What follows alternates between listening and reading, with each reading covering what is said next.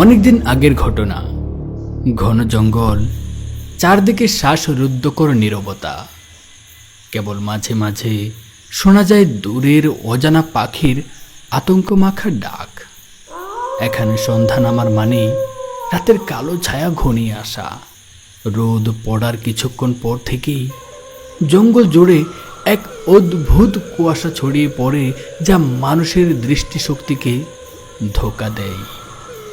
গ্রামের মানুষদের বিশ্বাস, এই জঙ্গলে প্রবেশ মানেই চিরতরে হারিয়ে যাওয়া, কারণ এখানে বাস করে ভয়ঙ্কর সব ভূত।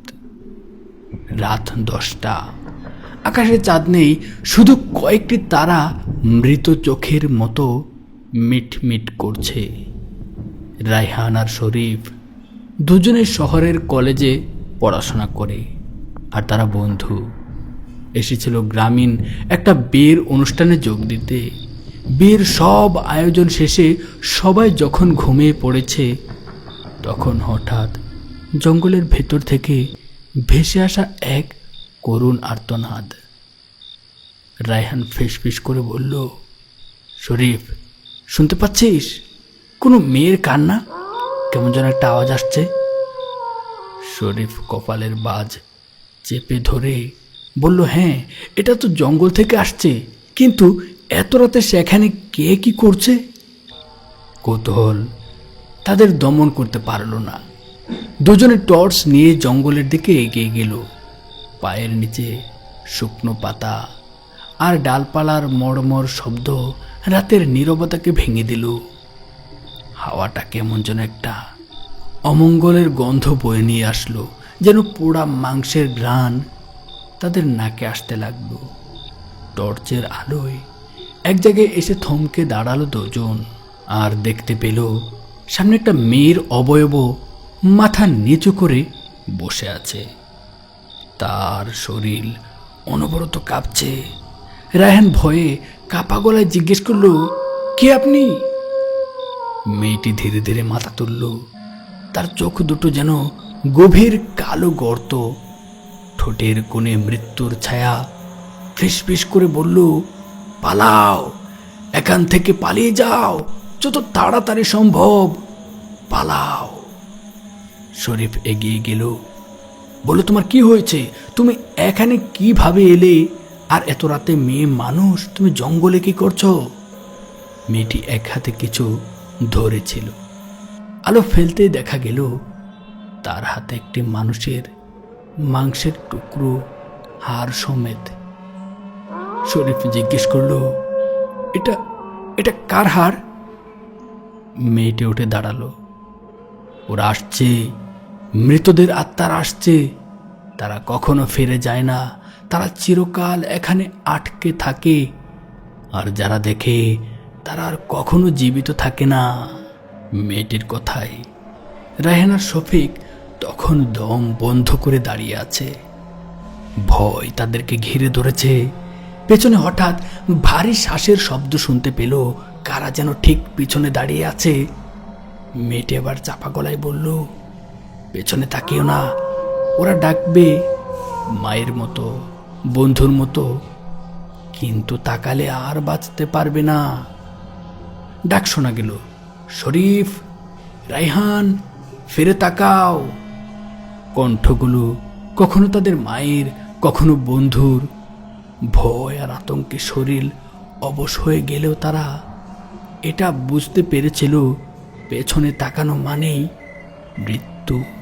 কিন্তু সাহস করে হঠাৎ তারা দুজন দৌড় শুরু করলো, আর পেছন থেকে শ্বাস আর ডাকের শব্দ শোনা যাচ্ছিল। আর গাছগুলিও যেন কেমন ভুতুড়ে হয়ে গেল। তাদেরকে আঁচড় কেটেও থামাতে পারল না। জঙ্গলের শেষ প্রান্তে পৌঁছানোর সময় শরীফ একবার রায়হানের দিকে তাকিয়ে দেখল, রায়হানের চোখ দুটো কালো গর্তের মতো। শরীফ বলল, তুই তুই কে? রায়হান হাসল, শুধু হেসেই গেল। আর এই ঘটনার পর পরের দিন লোকজন তাদের দুজনের লাশ খুঁজে পেল জঙ্গলের কাছে। আর মানুষজন এরপর থেকে আরও ভয় পেতে লাগলো ওই জঙ্গলকে, আর বুঝতে পারলো এটা ভয়ঙ্কর একটা জঙ্গল, এখানে যাওয়া যাবে না। তো বন্ধুরা, আজকের এই ভিডিওটি কেমন লেগেছে জানাতে ভুলবে না। আশা করছি আপনাদের কাছে অনেক ভালো লেগেছে। যদি ভালো লেগে থাকে তাহলে অবশ্যই কমেন্টস করে জানাবেন। এবার চলুন দ্বিতীয় হরর গল্পটি শুনে আসি। অন্ধকার রাত, চারদিক নীরবতায় চেয়ে গেছে। বাতাসে কেমন একটা ভৌতিক গন্ধ ভেসে বেড়াচ্ছে। মধুপুর জঙ্গলের ধার ঘেঁষে যেই সরু পথটি চলে গেছে সেটি দিনের বেলাতেও জনমানব শূন্য থাকে। রাত হলে তো কথাই নেই। মানুষ বলে এই পথে যে আসে সে আর ফিরে আসে না, কারণ এই পথে ডাকাত ভূতেরা বাস করে। শহর থেকে আসা রবি আর তার বন্ধু রাজু একবারও এসব কথাই কান দেয়নি, কারণ তারা আধুনিক যুগের ছেলে মেয়ে। আধুনিক যুগের ছেলে তারা কেন ভূতে বিশ্বাস করবে? তারা বিশ্বাস করতো না ভূত প্রেতের গল্প। তারা এসবকে হেসে উড়িয়ে দিত মজা বলে। তারা একটা বিশেষ অনুষ্ঠান থেকে ফিরছিল। রাত তখন প্রায় 2টা। চাঁদের আলো নেই। তাদের মোটরসাইকেলের হেডলাইট ছিল একমাত্র আলো। পথে যেতে যেতে রাজু বলল, শুনেছিস এই পথেই নাকি আগের যুগের ডাকাতেরা মানুষের ধন সম্পদ লুট করে নিয়ে যেত। তাদের মধ্যে এক ডাকাত ছিল খুব নিষ্ঠুর। মারার আগে লোকদের চিৎকার শুনে মজা পেত। মরে গিয়ে সে ভূত হয়েছে এখানে, আর রাতের বেলায় শিকারের অপেক্ষায় থাকে। রবিন হাসল, ধুর, এগুলো সব ভয় দেখানোর গল্প। ভূত প্রেত বলে কিছু নেই, বুঝলি? তারা চলছে। হঠাৎ করে তাদের মোটরসাইকেল বন্ধ হয়ে গেল। গাড়ির ইঞ্জিন স্টার্ট নিচ্ছিল না। চারপাশে ঘুট ঘুটে অন্ধকার। বাতাসে একটা ঠান্ডা স্রোত বইছিল। রাজু, টর্চটা ধর, দেখি কি হয়েছে, রবি এটা বলল। রাজু পকেট থেকে টর্চ বের করলো, কিন্তু টর্চটা জ্বলেনি। বারবার চেষ্টা করেও কোনো লাভ হচ্ছে না। এটা কি মজা করছিস? টর্চ বন্ধ করে রাখিস না তো, রবি বিরক্ত স্বরে বলল। রাজু কাপা গলায় বলল, টর্চ তো চালু করতে পারছি না। এরপর তাদের আশেপাশের মাঠের উপর ভারী পায়ের শব্দ অনুভব করল। কোনো মানুষ নয়, যেন দৈত্য দানব, এই টাইপের কিছু একটা হবে। রবি আর রাজু নিঃশ্বাস বন্ধ করে দাঁড়িয়ে রইল। আচমকা সামনে কুয়াশার ভেতর থেকে একটি অবয়ব স্পষ্ট হয়ে উঠল। লম্বা লালচে চোখ, হাতে বড় কোড়াল ধরা। সেই কোড়াল দিয়ে মাটিতে ঘষাঘষি করছে। মুখে ফাঁক ফুকরে ভরা দাঁত। সে এক দৃষ্টিতে তাদের দিকে তাকিয়ে হাসল, বলল, তোমরা পথ ভুলে এসেছ। ডাকাত ভূতের গলায় যেন বরফের শীতলতা।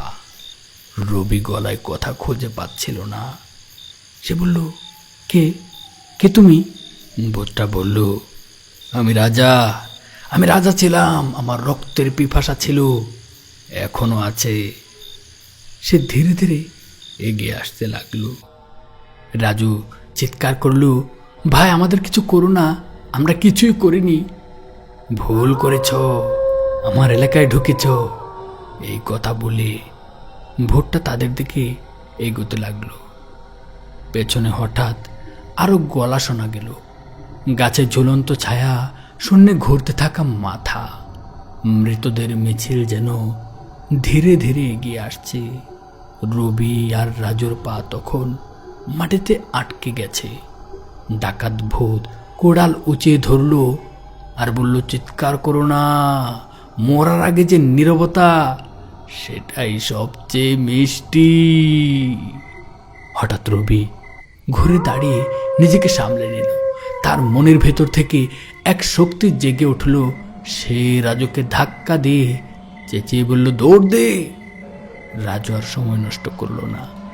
তারা প্রাণপণে দৌড়াতে লাগলো, কিন্তু পেছনের ছায়ারা তখনও তাদের পিছু নেই। শিকড়ের মতো হাত, মৃতদের শীতল স্পর্শ তাদের পায়ে লেগে যাচ্ছিল। ওরা থামল না। রাজু কাঁদো কাঁদো গলায় বলল, থামিস না, সামনে আলো দেখতে পাচ্ছি। রবি চেঁচিয়ে উঠল। সামনে জঙ্গলের শেষ প্রান্তে একটা ছোট্ট মাটির বাড়ি দেখা গেল। সেখানে একটা কেরোসিন বাতি জ্বলছে। তারা সেই বাড়ির দিকে দৌড়াতে লাগলো। বাড়িতে পৌঁছে দরজা ধাক্কালো রাজু। বাঁচান, আমাদেরকে বাঁচান। দরজা খুলল এক বৃদ্ধা। তার চোখে গভীর রহস্যের ছায়া। তিনি তাদের ভেতরে নিয়ে গেলেন এবং দরজা বন্ধ করে দিলেন আর বললেন, তোমরা ডাকাত ভূতের শিকারে পড়েছ। তোমাদের সাহস ছিল বলেই বেঁচে গেছ। তবে সাবধান, এই পথে আর কখনো পা দিও না, কারণ ওরা অপেক্ষায় থাকে। আর এই ঘটনার পর ওরা দুই বন্ধু আর কখনোই এই দিকে পা দেয়নি। আর এই ঘটনা তারা কখনোই ভুলতে পারেনি। তো বন্ধুরা, এই দুই গল্পের মধ্যে কোন গল্পটা তোমাদের কাছে ভালো লেগেছে চাইলে কমেন্টস বক্সে জানাতে পারো। এখনও চ্যানেলটি সাবস্ক্রাইব করে না থাকলে প্লিজ সাবস্ক্রাইব করে দাও। অনেক ভালো থাকো, দেখা হবে অন্য ভিডিওতে। আজকের মতো বিদায় নিচ্ছি।